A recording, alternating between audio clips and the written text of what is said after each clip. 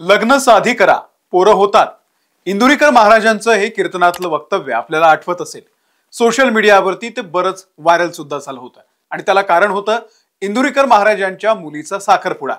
लोकांना साधी लग्न करायचा सल्ला देणारे इंदुरीकर महाराज मुलीच्या साखरपुड्यात वारेमाप खर्च करतात आणि त्यामुळे लोकांनी त्यांना लग्न साधी करा, पोरं होतात या वक्तव्याची आठवण करून दिली.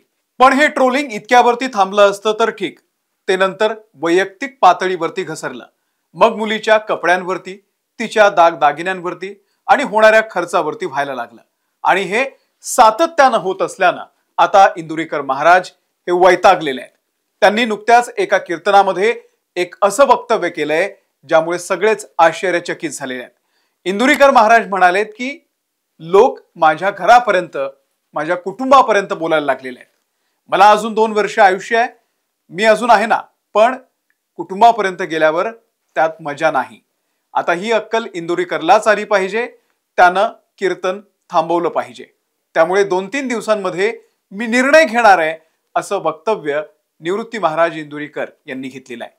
समाज प्रबोधनासोबतच समाजातल्या होत असलेल्या बदलांवरती इंदुरीकर महाराज आपल्या कीर्तनामध्ये टीका करत असतात. आपल्या कीर्तनातून ते अत्यंत विनोदी पद्धतीनं हसत खेळत अत्यंत गंभीर विषय जे समाजामध्ये घडतायत सध्या त्यावरती भाष्य करत असतात. पण आता तेच इंदुरीकर महाराज कीर्तनच सोडणार आहेत.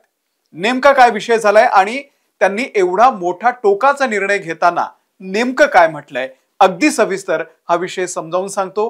व्हिडिओ शेवटपर्यंत बघा. नमस्कार, मी अमोल किन्होळकर. आपण पाहत आहात महाराष्ट्र टाइम्स ऑनलाईन. पोरांना बायका मिळना, वराती बंद करा, डीजे बंद करा आणि ते पैसे देवाला दान करा. इंदुरीकर महाराजांचा हा सल्ला आपण ऐकलेला आहेच. पुढे ते म्हणतात, लग्नात सत्कार बंद करा, लग्न साधी करा, पोरं होतात. हे वक्तव्य झोमणारं होतं. अर्थात ते इंदुरीकर महाराजांच्या स्टाईलमध्ये असलं तरी देखील लग्न साधी करा, पोरं होतात हे बोलणं अनेकांना आवडलं नव्हतं. आणि मग आला इंदुरीकर महाराजांची कन्या ज्ञानेश्वरीच्या साखरपुड्याचा दिवस. साहिल चिलाप मुंबईमधील बांधकाम व्यावसायिक आहे. त्यांच्यासोबत ज्ञानेश्वरीचा साखरपुडा पार पडला. चिलाप फॅमिली मूळची पुणे जिल्ह्यातल्या जुन्नर तालुक्यातली उच्च शिक्षित घराणं आहे. पण साहिल आणि ज्ञानेश्वरीच्या साखरपुड्याचा थाटमाट हा चर्चेचा विषय ठरला सोशल मीडियावर. लोकांना उपदेश देणारे इंदुरीकर महाराज लग्न साधी करा, पोरं होतात असं म्हणणाऱ्या महाराजांच्या मुलीच्या साखरपुड्याला ते सगळं काही होतं ज्यावरती ते कीर्तनामध्ये टीका करत असतात. डीजे लावू नका म्हणायचे, पण महाराजांच्या कन्येच्या साखरपुड्यामध्ये परिसर दणानून गेला. फुलांनी सजवलेल्या 4 चाकी ब्रँडेड गाड्यांचे ताफे, रथातून एंट्री, अंगठी घालताना स्टेजवरती सगळीकडे धूर झाला. हजारो पाहुण्यांची उडबैस, राजकीय पुढारी, व्यावसायिकांची गर्दी, जेवणावळी. लग्नामध्ये स्क्रीन लावू नका असं म्हणाले आणि त्यांच्या मुलीच्या साखरपुड्याला स्क्रीनही होती. आता हे सगळं विरोधाभासी दिसत असल्यानं लोकांनी इंदुरीकर महाराजांच्या जुन्या क्लिप व्हायरल केल्या. पण ही टीका हळूहळू विकृत होत गेली. त्यांच्या मुलीवरती, तिच्या कपड्यांवरती, तिच्यावरती वैयक्तिक सुद्धा टीका होऊ लागली. अर्थात कोणत्याही बापाला हे सहन होणार नाही. पण हेच इंदुरीकर महाराज गुड्डी अशी, गुड्डी तशी असं म्हणत अनेक मुलींना बोलत होते, तेव्हा लोकांनाही असंच वाटलं असेल ना. याची जाणीव त्यांना कदाचित आता होत असेल. सततच्या ट्रोलिंगला कंटाळून आता इंदुरीकर महाराजांनी एक मोठा निर्णय घेतलाय. परिणामी त्यांनी थेट कीर्तन सोडण्याचा निर्णय घेतलाय. या संदर्भात सोशल मीडियावरती त्यांचा नुकताच एक व्हिडिओ सुद्धा व्हायरल होतोय. त्यात ते काय म्हणतात, आमची पोरं लहान असताना 8-8 दिवस माझी त्यांच्याशी गाठ नव्हती आणि आता लोक इतके खाली गेलेत की माझ्या मुलीच्या अंगात कपडे कसे आहेत यावरून लोकांचे कमेंट्स आहेत. याच्यापेक्षा वाईट काय असेल. आता 4 दिवसांपासून माझ्या मुलीच्या अंगातील कपड्यांवरती लोकांनी बातम्या तयार केल्या. पण तिच्या बापाला, तुम्ही मला घोडे लावा, माझा पिंड गेलाय, माझ्या मुलाचा आणि मुलीचा त्यात काय दोष आहे. पण या कॅमेरावाल्यांनी 8 दिवसांमध्ये माझं जगणं मुश्किल करून टाकलंय. मला एक सांगा, मुलगी तुम्हालाही आहे.